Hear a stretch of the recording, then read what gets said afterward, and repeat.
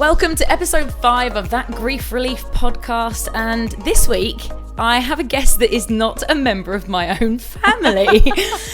Welcome, Nicole Majdalany. Did I say that right? You did. But actually you're properly known as @Nicole on Trend. Yeah. Who is Nicole on Trend? I've written a bio, which is personal shopper, stylist, Instagram babe. Yeah, international star. Sorry. I'll redo the bio, shall I? Yeah, just redo it. Personal shopper, stylist, Instagram babe. What do you say? International star? An international global star.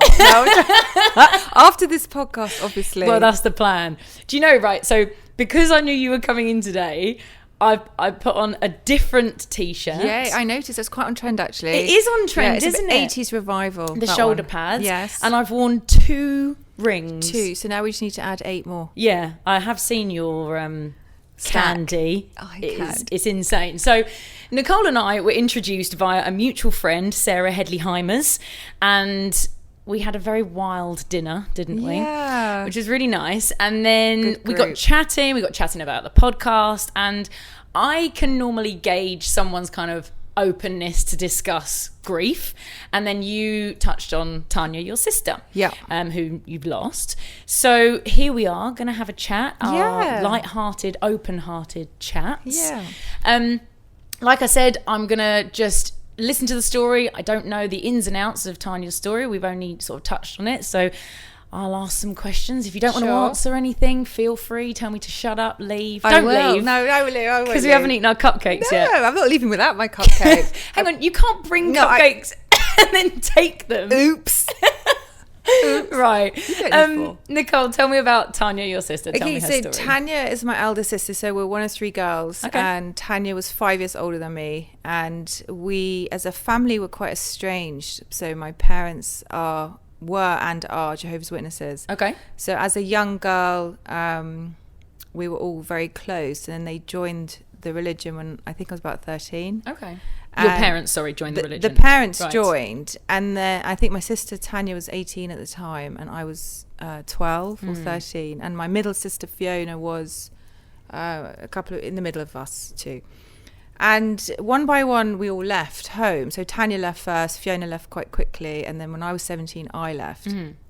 And as a result of that, I think all 5 of us the family just really separated. And it was in the days without mobiles and without, social media.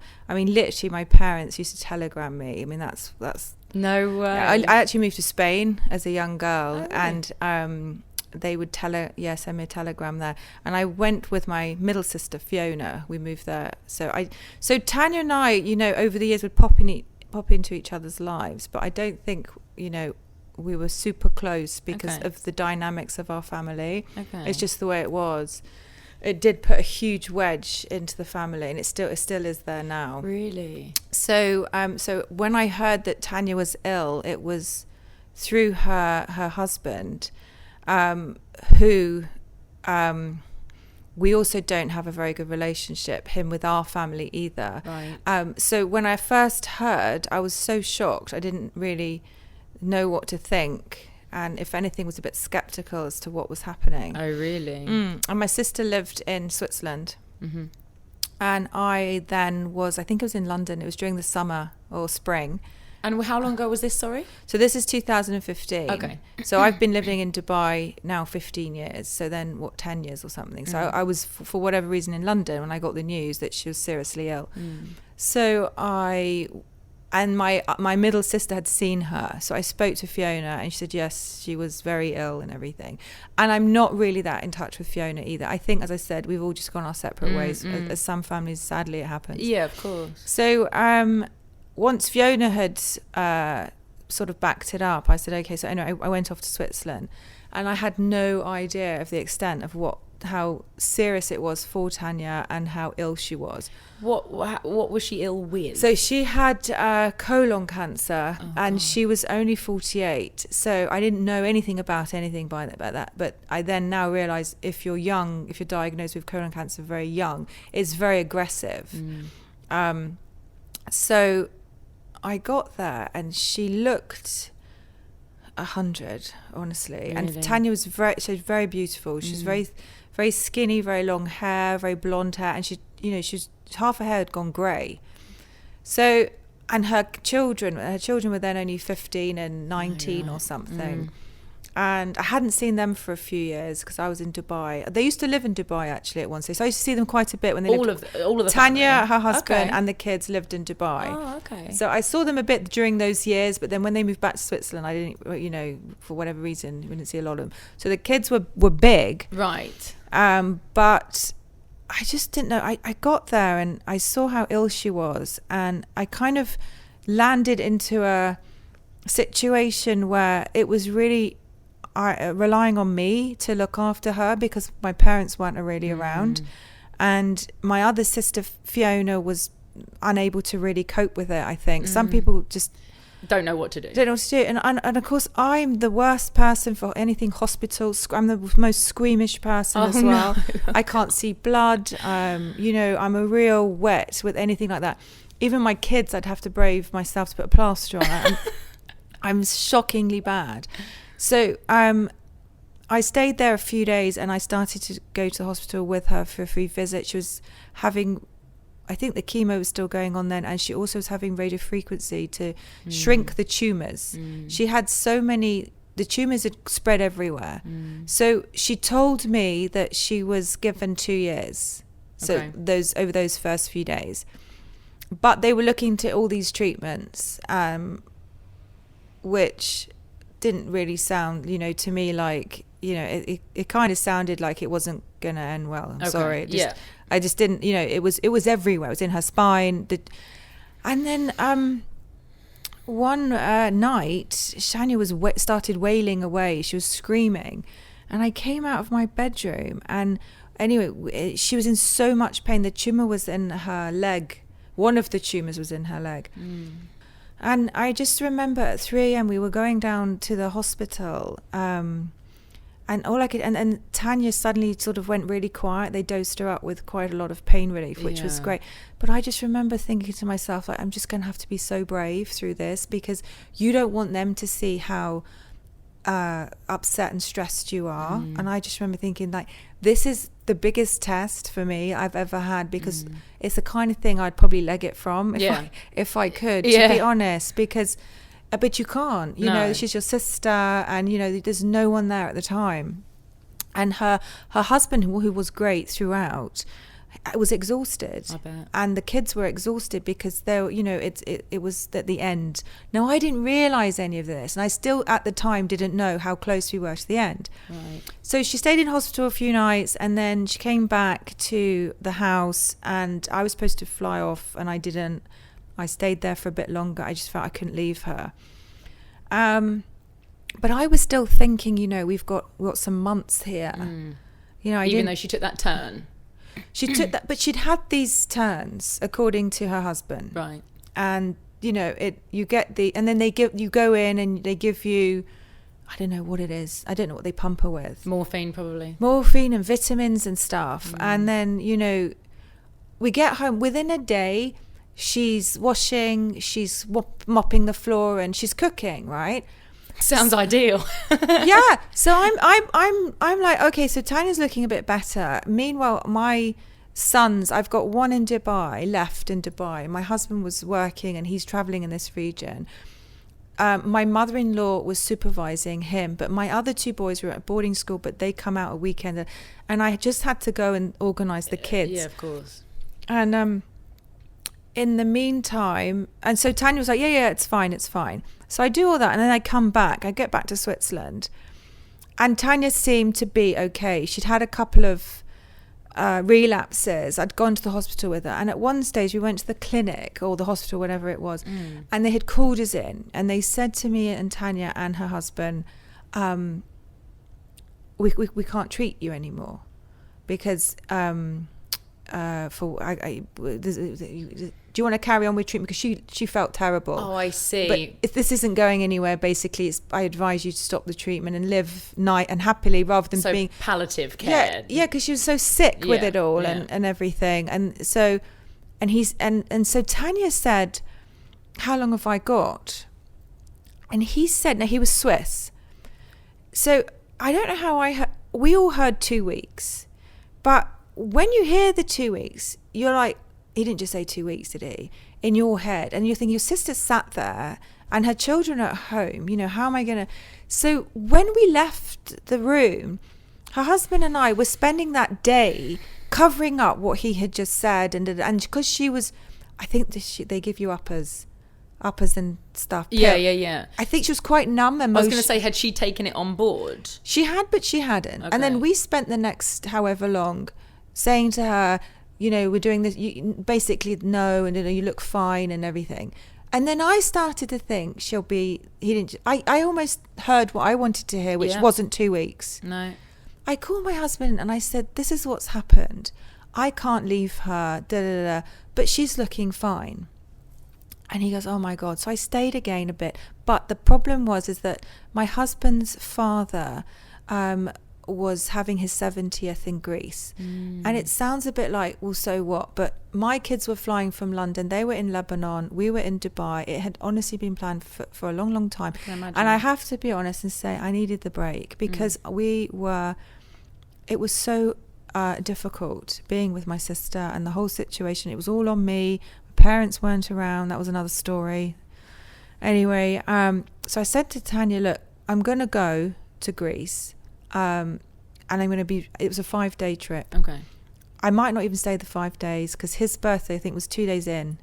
I'm going to go and do this and this. I want to see the boys because all the family members had the boys. And at that time, I remember the boys had chicken pox. Okay. And then they weren't allowed to fly because they were on Emirates. And it was a big load of drama with the other members of my family. And I just remember thinking, okay, let me go sort all this out. Anyway, I go to Greece and I speak to my sister's husband and he says, she's in, like, it's gone very bad. I said, I'm on my way. Okay. So I said to my husband, Mike, I said, can you come with me? And the boy, I want you all with me, you know. So we all go to Switzerland. How long had you been in Greece before you got the call? 3 or 4 days. Okay. And we were in, where were we? He said, I don't even remember. We were in a holiday resort somewhere, but you had to fly to Athens. Right, yeah. So we flew to Athens and our connecting flight to Geneva or Zurich, I don't even remember, wasn't till the next morning. So I'm in Athens, and he calls and she's passed. No way. So I was just like, I was so gutted. I can't tell you. Anyway, we get to Switzerland and, you know, what can I say? I mean, but, you know, to be honest though, looking back, when I took the decision to leave, I guess I knew deep down what could happen. Of course. And Tanya, over the 2 days that we were booking our flights and flying into Athens and all the rest of it, she was so unbelievably out of it. And it was a very sorry end upsetting. At the time, I was so upset that I wasn't there, but half of me was happy that I didn't see it. Yeah. So I left Tanya, kissing me at the door, and she was standing up in a robe and she was cleaning and she went off to carry on doing the lunch, which was only about 6 days earlier, 7 days earlier. So in a way, I'm glad that my last memories weren't of her, who apparently was walking around dazed on the balcony at 3, like out of it, wailing away in bed for a few, you know. I'm just glad that... Yeah, and that's quite common through the other episodes as well that we've spoken about, because it's having that memory then almost emblazoned in your mind, whereas you had her, as you say, I had her kissing you on the doorstep. It wasn't great, the memory I have, yeah. but to be honest, that period I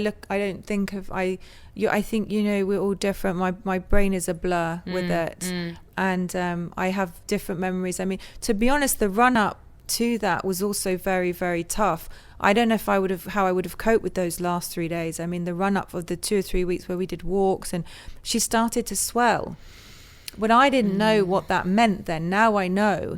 And obviously when I'm asking everyone, and you know, what's going on, they're saying, well, that's, you start to swell before I didn't know that. I wasn't aware of that. You can swell at the end. Actually, I don't know why I'm saying that. I mean, I remember my dad swelling. Your ankles swell. I thought that was due to kind of his medication. Yeah, my dad was very sort of big in the face. Yeah, I don't know. Looked like a different person. Yeah, she did too, and she honestly looked 100, and her hair went white in the end, and I just, this, she would say to me, my ankles are swelling. And I kept saying, no, they're not. And we were all going with no, because I didn't want her to know that what we were dealing. And then I just remember ringing my friends who were amazing at the time, saying, tell me what to say to her, because I couldn't find the words. I mean, I'm not very religious. She's not that religious. And there was I needed to find things to say, and they did. They were sending me loads of stuff. To comfort her, basically, yes. or reassure her, or?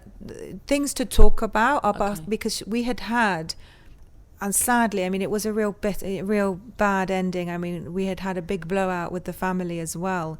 So I needed conversation to have with her that didn't involve our immediate family, that could take her mind off it, that would make her not focus on the treatment or her parents, that would just ease everything. And because my girlfriends I'd had for so long, they knew our family, they knew the history, and they were all just sending texts of this, and it was great, because I couldn't think straight. No, I'm not surprised. I was just so and I was in a strange place, I didn't really know that well. And oh my gosh, it was the hottest summer on record.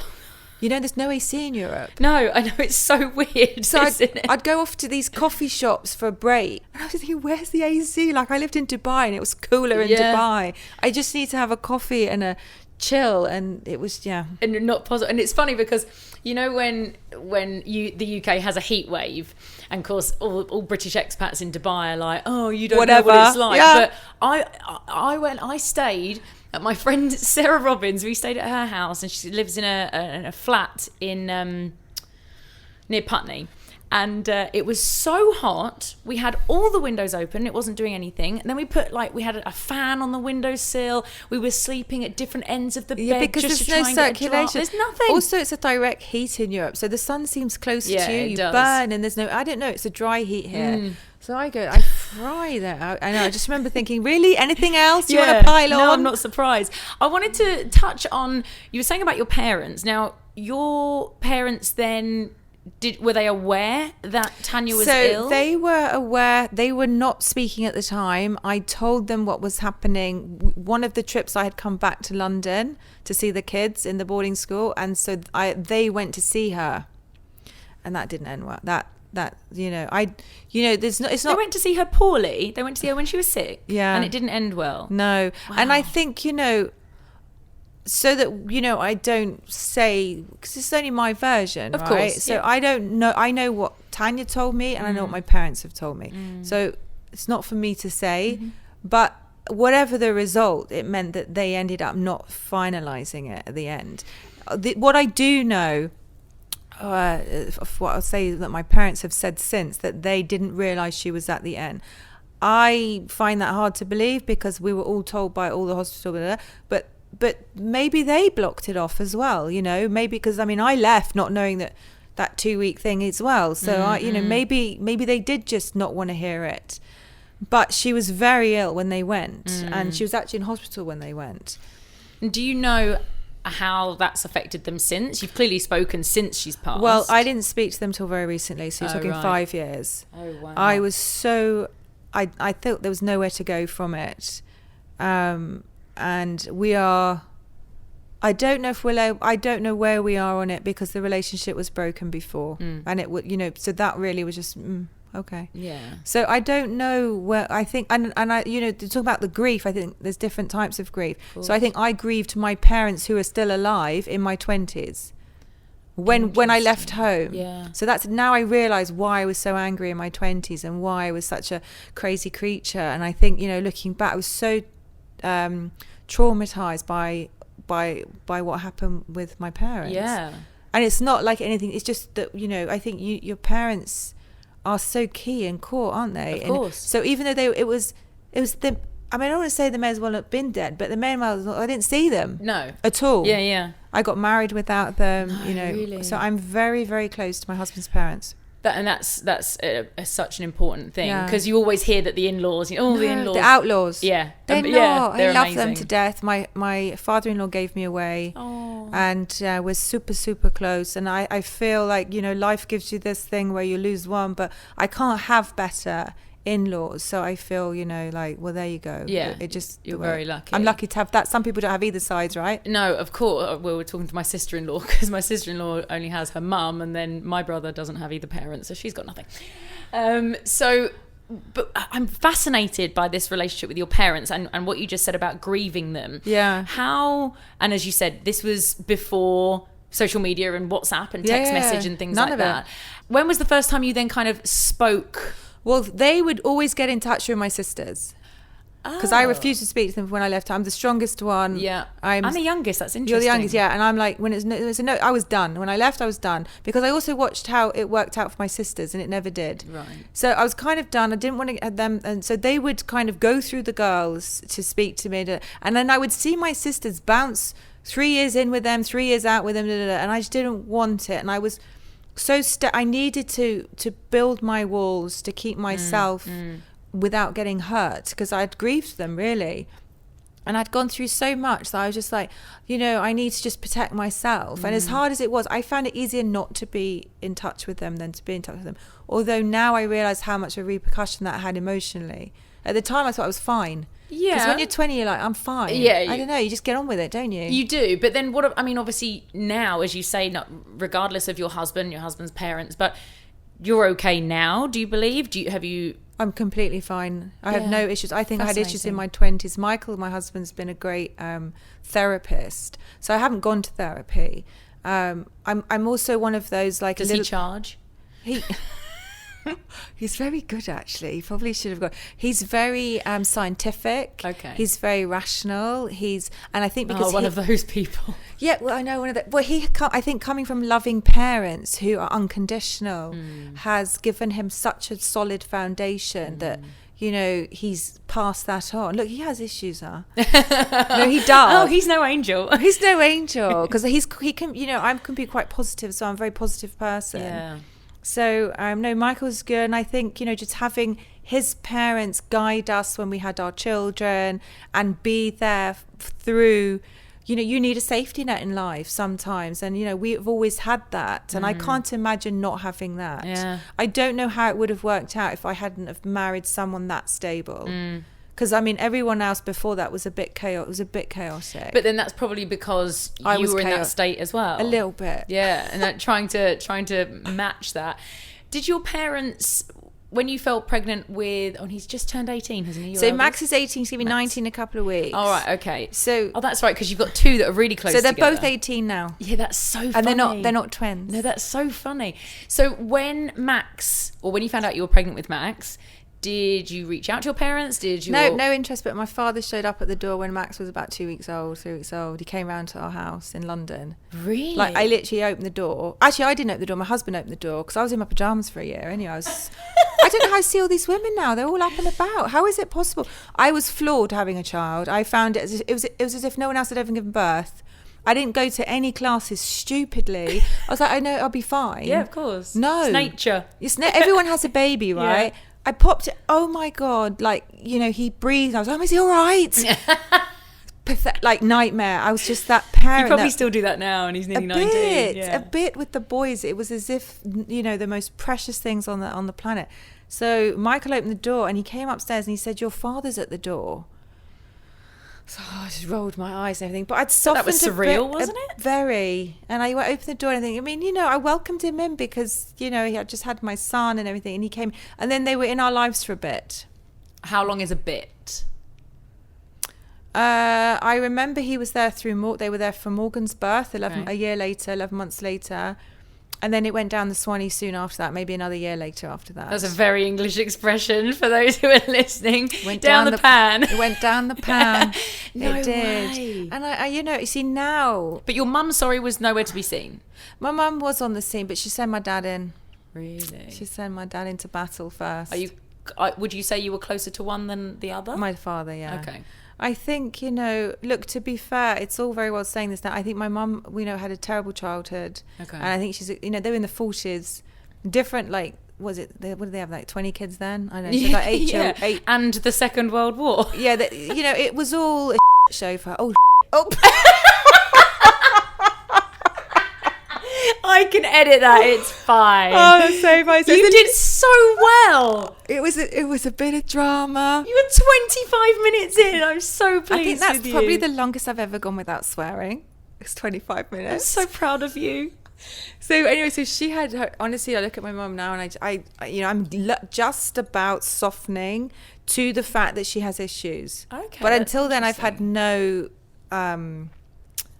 sympathy. No sympathy, none. Really? No, because having children made it worse. Because my boys are everything. I just can't. Anyway, so but now, no, I feel. But no, but touching on that, I think that's very interesting what you're saying, because there are people that sometimes think, okay, well, you know, your mum and your dad are the most important people in your life. A lot of people say that, yeah. And whilst I get that, of course, if there are little tiffs, then that's one thing. Yeah. But sometimes it's healthy to not have these key people in your life. And that sounds crazy considering the love you feel for your boys. Yeah. But I think it has to, I think the biggest thing is that it has to be unconditional with parenting. So my boys have done some quite big gaffes already, and I'm sure they're coming some more. But at the end of the day, you know, Michael's parents has taught me that throughout them, within reason, you know, it's unconditional love. Yeah. And, you know, I can't really imagine too much the boys getting up to where Michael and I wouldn't be there to hold their hands through it, even if we disagree with their marriage choice or their lifestyle choices. You know, that's not my job to judge and to make decisions for them. It's for me to support if they need. And I think that's where it's gone wrong. And, you know, I made so many excuses thinking I must have been so wild and a pain. And, you know, now looking back, actually, no, not really. Yeah. Pretty normal. And religion, in their case, broke it. Their beliefs are so strong that it's their way or the highway, and in my case it was the highway. how did they get involved? They knocked on our door. Literally. Blimmin' hell, they knocked on our door at 13. The guy knocked on our door. We had Jehovah's Witnesses come to our house on Christmas Day. So if you're not too averse with Jehovah's Witnesses, they don't celebrate Christmas. Or birthdays. Or believe in many other things. We won't go into that. Yeah. Because I still know, I know some Jehovah's Witnesses now. But I remember we had a phone call. We were from a really close-knit community, and we had a phone call from our next-door neighbour saying, there are Jehovah's Witnesses knocking door to door. Don't open the door. Well, my dad hit the, as my dad would say, I hit the bloody roof. Yeah. Because he was like, how dare they? He said, I've got no issues with anyone's belief. But just stop. But Don't on bring Christmas it. Day, Yeah. that's a bit much. Yeah. So I remember them walking down the audacity drive. of it. It was so funny. My dad leant out the door and he went, hello, I wish you well, but it's Christmas, you're going to have to leave. You know, and they kind of just went, oh, thanks very much, and off they went. But it was a bit of a cheek. I mean, I was made to do it whilst I lived at home, and I would end up knocking on school friends' doors, and the shame, yes. And, you know, I'd have a minor heart attack and the whole thing, and just the shame of it for me. That is fascinating. And I was just such an odd, like, child at school because we weren't allowed to go to assemblies. No. Oh. So, like, it was the Jehovah's Witnesses and the Jews were not in the it was just the Christians, because I was in a Christian school. Okay. And you just felt odd from day one. I was fine until we were 13, and I think luckily I had that foundation where my parents were pretty rock and roll up until then. You know, we were the life and soul of our street and our part. You know, they were very outgoing parents. Where are you from? Where did you grow up? We grew up there in Northwood. So my parents lived in London, and then they moved to the then suburbs. Northwood was. Yeah. Now it's not at all. But then, you know, it was a very quiet street. And but you were 13. Then Fiona was older. Did Fiona? So Fiona have to was become 15. But they under the roof you had to join. If you're living in the house, you joined, and you had to do what you do as you were told. So makeup was removed, and you know all our lives just went upside down. And Tanya was 18, Fiona was 15 or 16, and I would have been 13. So Tanya left and moved in with a boyfriend. That's a bit odd, isn't it? Maybe it's a Jehovah's Witness. Oh my God. Return, just there. Thank you so much. Anyway, Oh yeah. So under the roof. Yeah, you had to. Had to so you be. had to go 3 meetings a week. You had to knock on the doors for a certain amount of hours per month, and you're not allowed to see any of your friends. They have to be Jehovah's Witnesses. So your whole world just goes boom.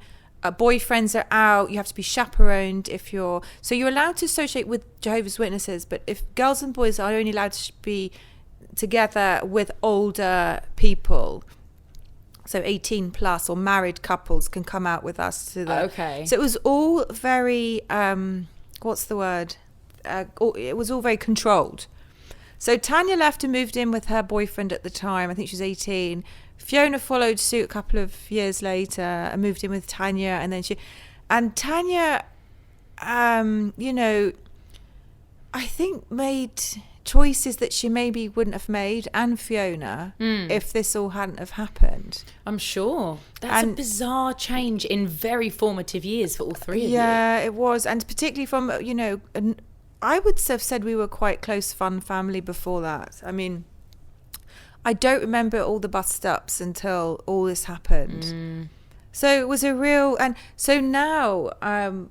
in my early 40s. Nudge, nudge, wink, wink. I have zero hope of it being reconciled. Yeah. So I always thought it would be reconciled. Always. I always thought, no. Clung on to that hope. I just thought it has to be, right? Like it's all going to just resolve itself. And it isn't. They are not going to change their stance. And I've accepted now that, no, you know, the best we can hope for is polite chit chat about polite convo, but when you've got such fundamental beliefs on either side, you can't. The conversations are limited. Yeah, I'm not surprised. What about your boys? And Fiona has children. So Fiona's Tanya's children as well. Do they have any relationship with their grandparents? No. None of them. None of the grandchildren. No, they've come in and out of their lives, but no, I think it's broken. Same with mine. My children would be able to do whatever they wanted. They are fully aware of everything up to speed. They have seen my parents recently, and they will always be able to make their own choice. And I think that's really important for them. Yeah. They are extremely close to Michael's parents. They've been consistent in their lives, and you know, I think it would have to be such a huge change from our side to change, because they're not silly kids. I mean, but I know that they did ask and miss my parents, because my parents were around quite a bit at the younger years of the boarding school, in one of the phases where they were in our life. So they did ask for a while, but then they watched all of the Tanya's death and funeral. They heard it all, and they were older then. They were then 15. My kids were then as well. So older. they were then they made their own mind decisions. It wasn't as if you were pointing them in a certain direction. No, I would never do that either. And if they wanted to have a relationship with them, they still can. Yeah, that's no issue. Let me see how that works out for you. Oh, no. It didn't work out that well for me. I'd love it if you said that as well. Kind of did. Mum, I want to speak to Nana and Grandad. It's Grandad. See you later. Let me know how that works out for you, because I'll be very interested. Maybe they'll get it right this time. Gosh. Well, you never you'd know. Love to think you were exactly like you said.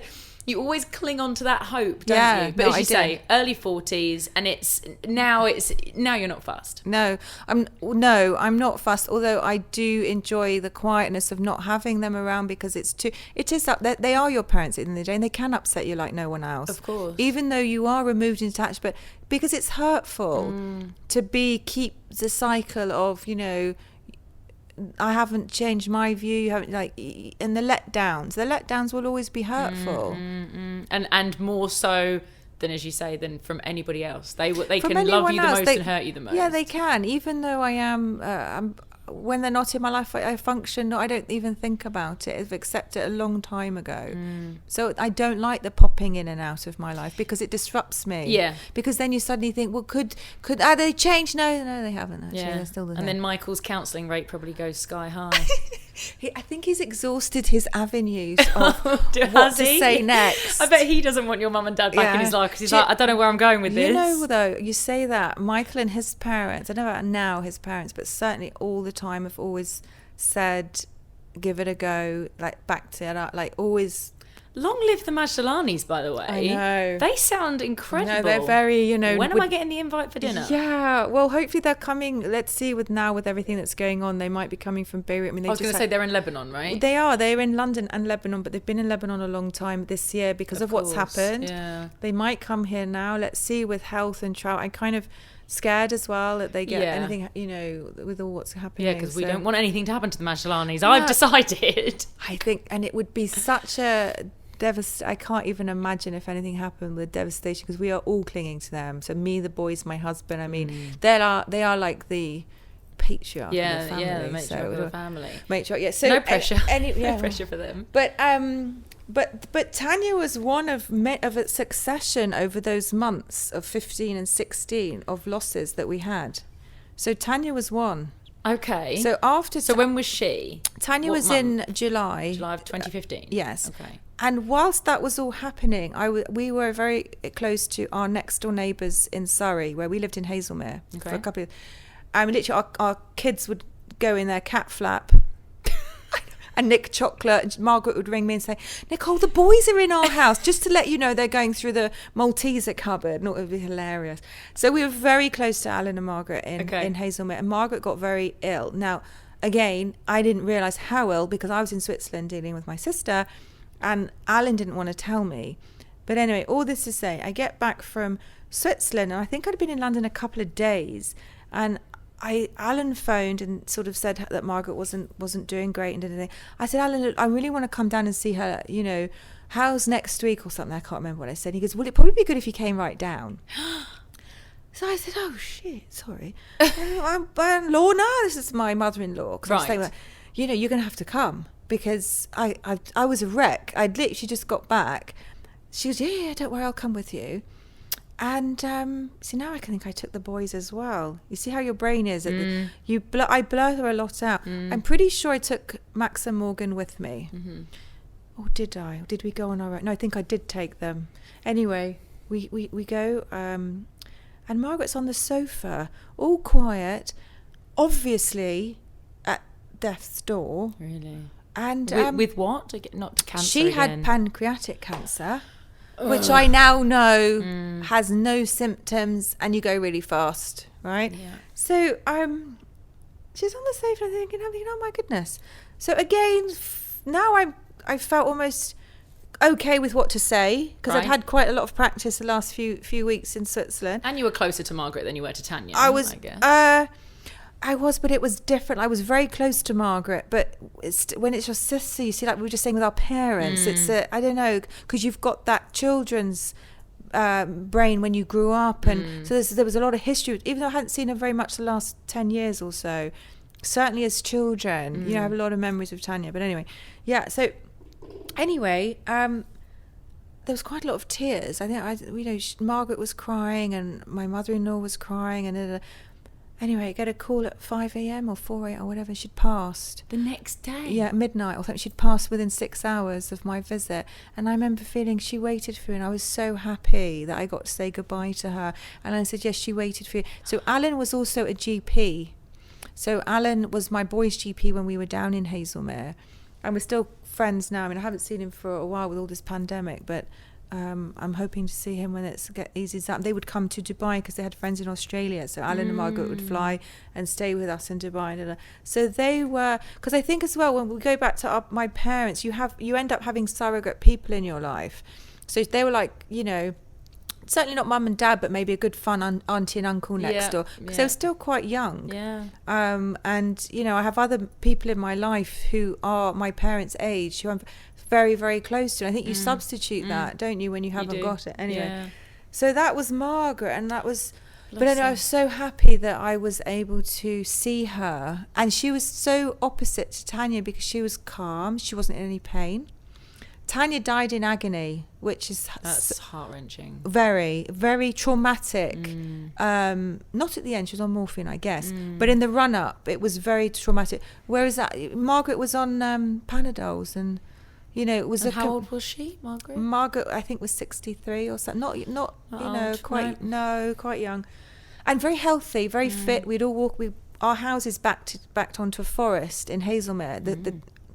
And we'd all walk our dogs there, and very fit and very healthy and she went within 3 months.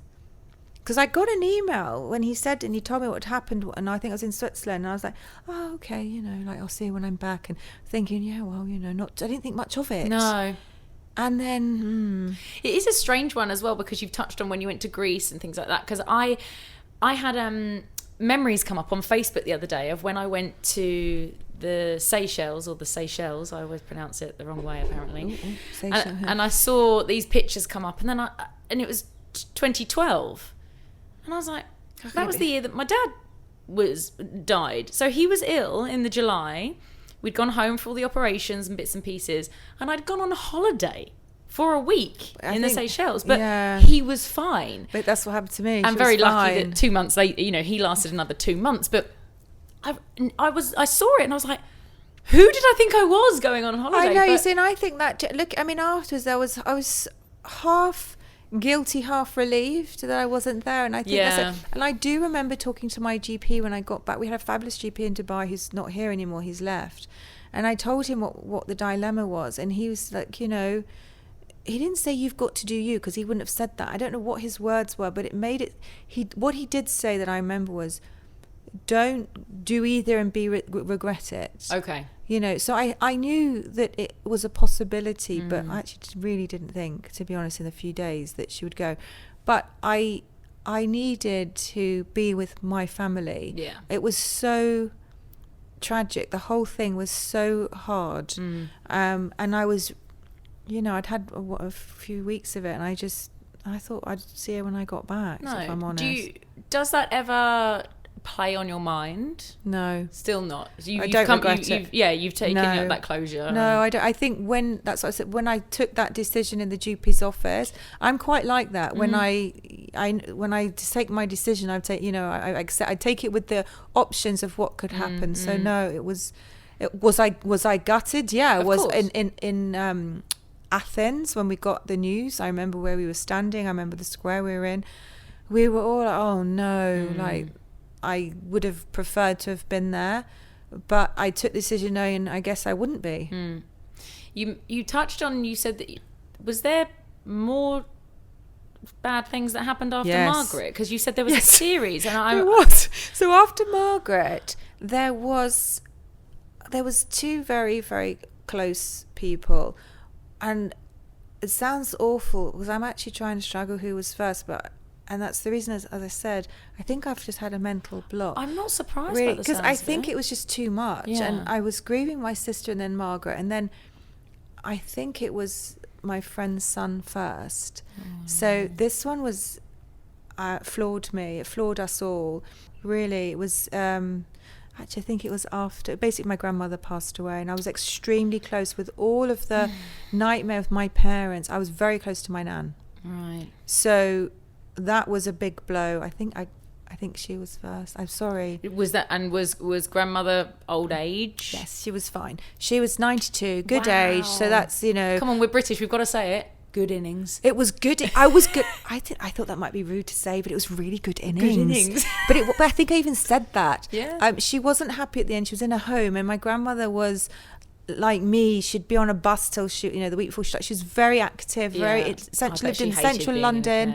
She worked as at the last few years of her life, she sold papers from the newsagent just to do something. Brilliant. So she'd get up at 6 a.m. just to do the paper. She knew all the village. That was my nan. Brilliant. And so to be, I think it was a couple of years in the home when I visited her regularly when I flew back to London, and she'd mistake me for my mum. And she would think Michael was her son, and the whole thing went wrong. And I didn't know what dementia was then either. So I'm quite thick, really. I don't know anything about anything. You're not I was thick. I'd say to the nurses, I think she's got dementia. And they're like, she's all right. She's confused. No, looking back at the end, she's obviously lost her marbles a bit. And I know how fussed. She was very angry at the end. She swore. Oh my goodness. I bet. She could not have been more unhappy in that home. So I almost felt a bit relieved for her when she was out of it, because that wasn't her. No. She was like a caged animal. Yeah.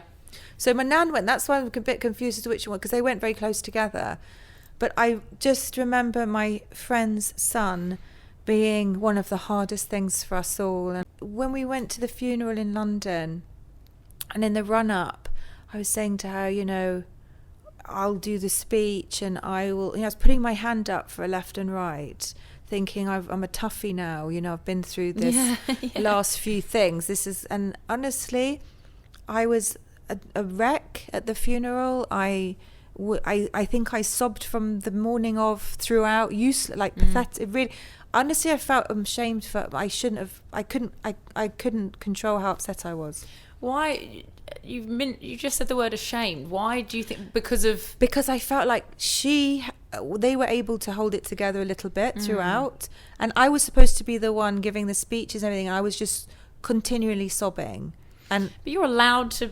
No, I know, but I wanted to just hold it together for for them, and our children. My son's friend, so her eldest son, his school was there. And it was us parents need to just be a bit stiff upper lip, but I was floored. And we went to the is it Awake kind of, yeah, which I always find a bit strange, because I couldn't understand the social side of it, because I just wanted to go, and I was so upset. I lasted 10 minutes. I went, and I slept for about 2 or 3 days. I just slept it off. I was just so unable to take any more on. I'm not surprised. Was there, this is going to sound perhaps a difficult question for you, because you'd had so much grief in that time, but what was your grief relief? How did you kind of... I was thinking how did you start to deal with Tanya, let alone with everything else that came shortly after? Well, with Tanya, when I got back to Dubai, I was in a mall here, and I actually saw a dog. And oddly, he was it's literally that doggy in the window. It's not there anymore, that pet shop, but it was in a car park. Okay. I don't know if you know that one. And he was in the window, and I'd had dogs previously, and I bought him, Manny, and he Manny, yeah, I bought Manny, and he took, I don't know, he was my stress reliever. Like, he'd sit with me, and when things really hit the fan for me, the first thing I do is I remove alcohol. Okay. So I didn't drink or anything, and I started doing yoga and Pilates, which is something I don't do. Okay. And you don't seem the type. No, I'm not the type. I'm too fidgety. So there's no way I can sit still. But I help, And I remember going to these classes and starting weeping. When you're on the mat for what do they call it? The warrior, downward dog. No, the Ashtanga, the sun salutation thing. No, at the end you have your something time. Can you tell that we're not yogis? I'll think of it in a minute. But it'd be the whole thing I'd look forward to, because you're basically lying on the floor. I've actually got an Aspire yoga bottle. Okay, so that's where I used to go. Inspire, sorry. I went to Inspire. For release Inspire. And there you go. I'd go and I'd be sobbing on the mat. So obviously it was just, I think for me it was just a matter of time. You just, my dog, so Manny helped me a lot. Yeah. And after my son's friend passed away, I think... Your friend's son? My friend's son. Yeah. I was inconsolable for a while, because I have young children, and all of us were. I don't think there was anything you could say that... For me, there was no cheerer upper at that time. It was a matter of just being there for her as best I could, and all of us friends talking about it together, and thinking how we could help her. Okay. And how was that? Was it because my brother Danny was saying that he's not a very emotional person, so his was practical help. Let me go to the shops for you. Do you need your car taken in to get petrol or something? We all did all of those things at the initial, but then she based herself in London, because her older children were then at school there. So I actually didn't see her. And when I did see her on my trips, it was very difficult. I think, to be fair, perhaps she needed to immerse herself in a new friendship group for a while, if that makes sense. Yeah. And I don't think that was intentional, but I think that's what happened. So we're still very close now. That's nice. But I do think that there was a period where she needed to do what she needed to do, because if you look at my face, it was written all over my face. I'm that person. I see. If I'm not happy, you'll know. And I don't have a game face really. And I think that was too much for her. Yeah. Understandably. Yeah. So she's removed herself from the situation. A bit. Ultimately. A bit. Can I ask why you felt the need and you knew that you needed to remove alcohol from a kind of a grief situation? I think alcohol works while you're having a nice drink in the evening, but I think it is a depressant. It's it would I need a clear head in situations of immense stress. So say now I haven't been drinking for 6 months through the pandemic. I thought you honestly thought you were going to say I haven't been drinking this morning, and I was I was about to say, okay, congratulations. Like, I didn't know what to do then. I honestly didn't know what to say. That is actually hilarious. I haven't had a drink since 9 a.m. I'm doing really well. It's 3 o'clock. I'm so sorry. So I haven't had a drink for 6 months. And why do I feel the need? Because alcohol for me is a fun, happy, sociable thing. But if you're starting to hit the bottle at home, I think it's a slippery slope. And I need to have my clear head to be able to help everyone else. So, you know, in the pandemic, it was my husband, my children, getting them back. And it was like, right, I need to say, right, get your ducks in a row. Yeah. And you don't need me to be, you know, I behave differently. We all do when you drink. Yeah. Whatever way that is. Yeah. If you're in a good mood, you're happy. If you're not, you can get angry. You can get sad. Oh my God, it's another JW. Go, not today, thank you. Imagine. So anyway, so I remove booze when I feel it's going to be a tough period, and it's just my mechanism of coping. So I'm, you know, I always eat well, and so that I'm on top form to cope. It's like going into battle, I guess. That's how I look at it a bit. But that is a really good way of looking at it, because I think a lot of people do the opposite. Absolutely. Yeah. To be honest, at the beginning, I did have a good go. You know, when it was announced, I was like, honestly, I was like straight in the shop that's open here. I got stocked up. It was so fun. I think everyone did, didn't they, before lockdown? I prepared for an apocalypse. Yeah. You know, the fridge, I was that sad person. And within about 2 months, I said, well, this isn't going well, is it? Because this is going to go on. I could see it was going to go on and on and on. I said, right, that's it. Everyone's sobered up. All, you know. Yeah. So, I remember seeing my brother at the shop here, where we are, because we're in the same community, and I hadn't panic bought, but every time I did a shop, I'd buy extra a packet of rice and more packets of, you know, canned foods or whatever.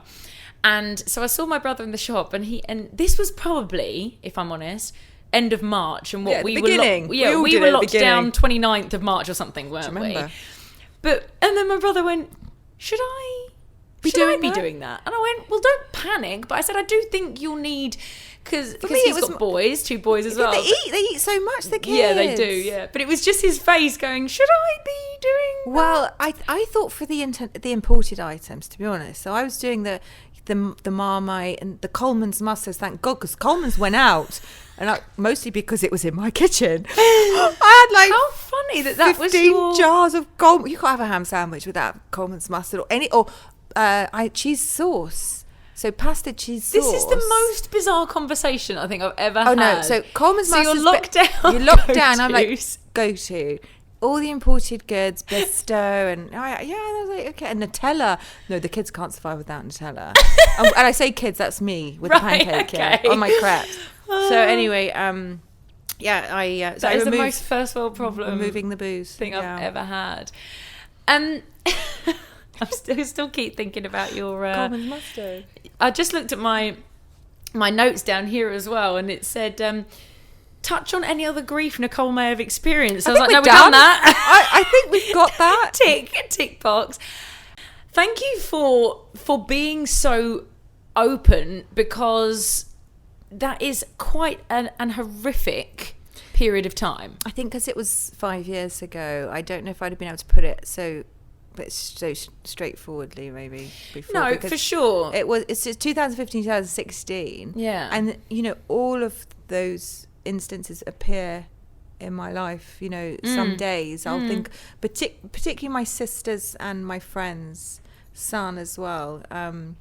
You know, you'll remember like it will stay with me forever. But you find so now, I mean, you're asking how we cope. Now it's more so I've got cats now, which is a bit unlike me. Oh really? Yeah, so I have Manny, and then recently now with the pandemic there's been a lot of cats that have been homeless, as it were, in Dubai. Because I can't look at another rescue group, because I swear I'm going to turn into that lady. Yeah, so I did turn into that lady, and I'm not a cat person. No, so I'm a dog person. Me either. So I got one stray cat, Nyla, who was found on Kite Beach. And she's the feist. I think she's me in a cat, or my son in a cat, because she's very feisty. Dripping in Chanel. Yeah. She was on my little accessory cupboard earlier. She's so much. Anyway, so I got Nyla, and then I got another cat, a tripod. Okay. Oh. So he'd had a terrible time, and I rescued him. Oh, he sadly died.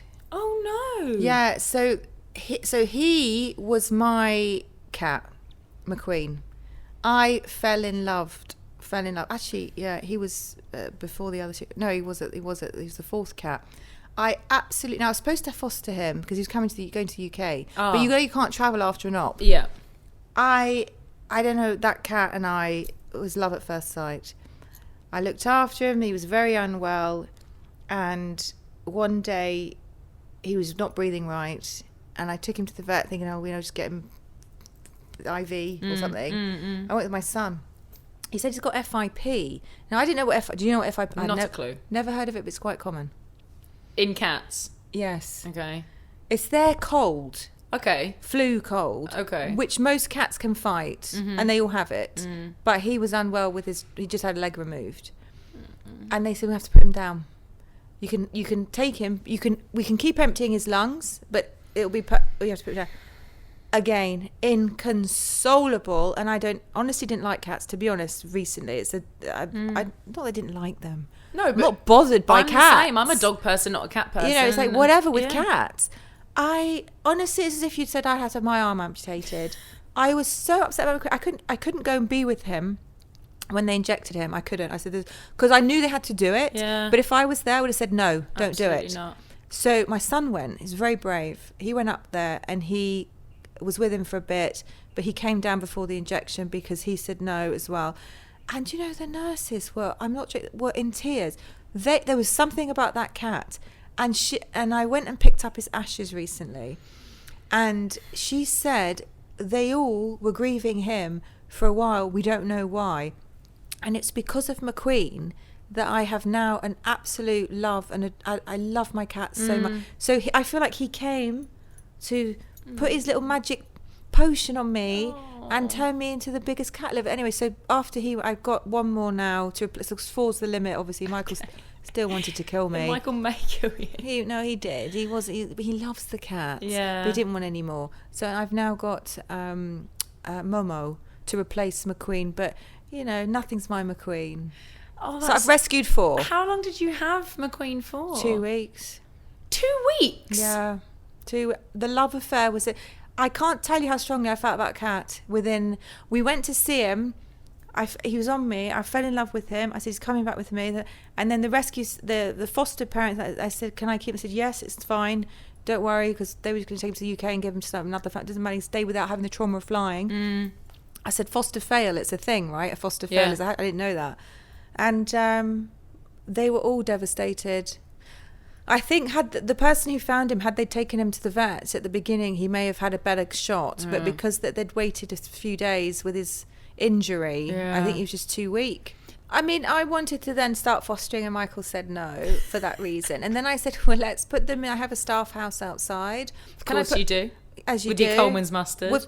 Actually, my mustard is stored there. So I was like, look, we'll just put him in the maid's room, because she's just, now I have a day girl coming in. And, we can turn that into all of these things are not getting better, I know. I know it's not. I'm sounding very Dubai diva. And I was like, no, we can put at least 20 in there.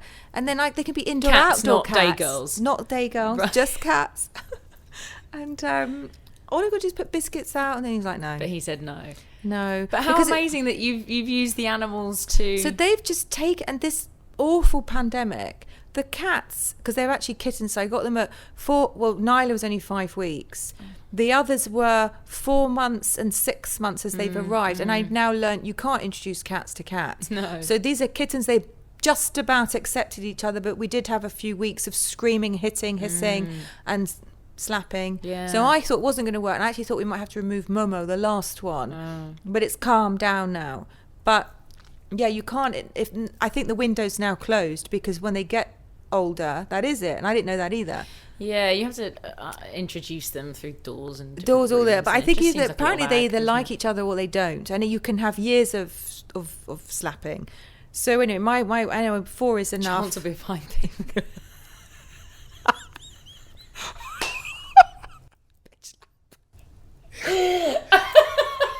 Didn't know it was that kind of podcast. It is now. So after the slapping, anyway. I'm done. And then now I realise actually it's quite a lot of work. The litter alone, because I'm not letting mine out. You've got 20 day girls living in a house I do have outside. 20 You'll be fine. It's still pongs, still a whiff. And now I'm thinking if they get ill, and I'm actually now so attached to them all. Yeah. I'm not as McQueen, but nearly. And I love and adore them. So they've made me laugh.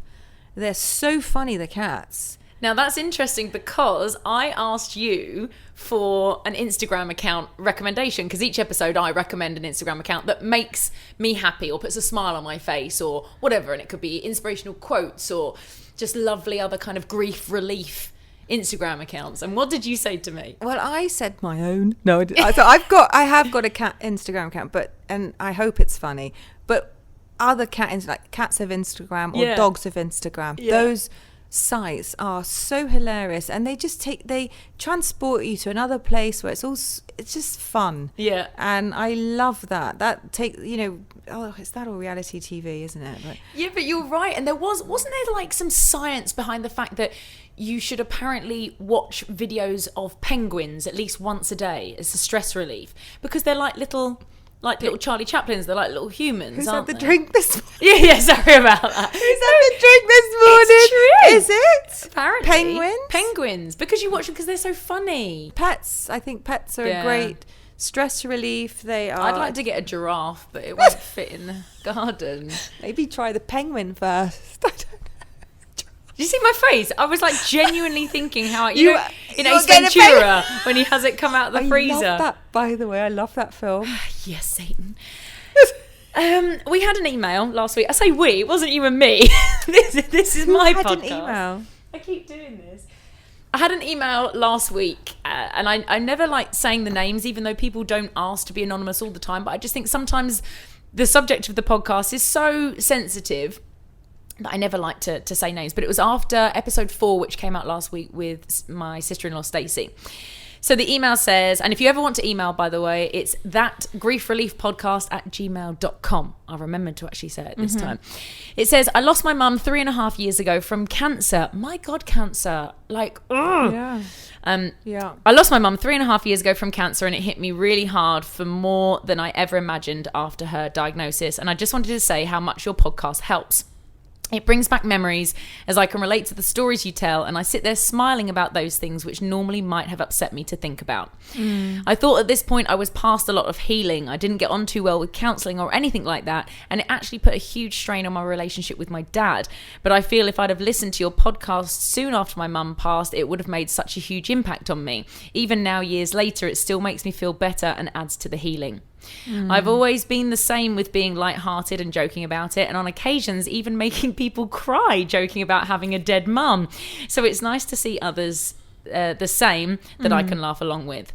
I don't want to ramble on. I could be here all day. You're doing an amazing job bringing the topic to light. The lighthearted, open approach is exactly what's needed for such a serious subject. Keep doing what you're doing. Oh, that's so nice. Well, lovely. I mean, someone took the time out of their day to tell you that you're helping. Yeah, and actually, and I know I touch on this every time, but it's purely because if you are listening, I want you to reach out, because that email is one of those times where I think, if I have literally helped that one person, only one, and that wasn't the point of it, no, then I can die a happy woman. Yeah, I think so. I mean, it's not talked about enough, maybe in the UK anyway. No, actually, a lot's not talked about in the UK enough at school. Like what? I think, well, having teenage sons, I mean, internet, social media talks, guidance on. The world's not as it was when I was at school, so why is the curriculum not really adjusted? I think there needs to be a lot more talk, and grief as well for kids. I mean, is it even, that's not spoken about at school? No, I mean, there are the counsellors, and there are, yeah, but then you have to sort of put your hand up to go to one. Whereas it'd be nice if it was somehow in the curriculum. How to deal with things like that.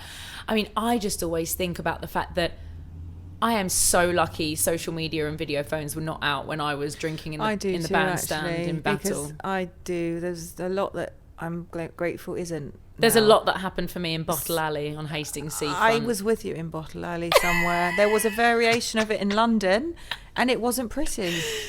On that note, Nicole, thank you so much. Thank you for having me. I hope you've enjoyed it. It's going to be like 3 hours long. We're not too bad. We could have gone off on so many different subjects there. We could have, and it sounds like this is the problem with all of my guests. It's like Nicole's going to be back. That is. I'm so Nicole's definitely going to be back. But I hope that we have. If anyone has heard anything from there, I don't know how, but I hope that someone has. I mean, we touched on so much, and I'd like to think that there would be. So yeah, absolutely. If you are listening, and if you've been affected by anything that we've spoken about today, or if you even just want to reach out and tell us your story, we would love to hear it. And of course, I'll pass it on to Nicole, or Nicole will be tagged on the account as well. But you can reach out to me on Instagram at That Grief Relief Podcast, or on Twitter at Grief Relief Pod. And I'll say the email again. Oh, I had to take a big deep breath there.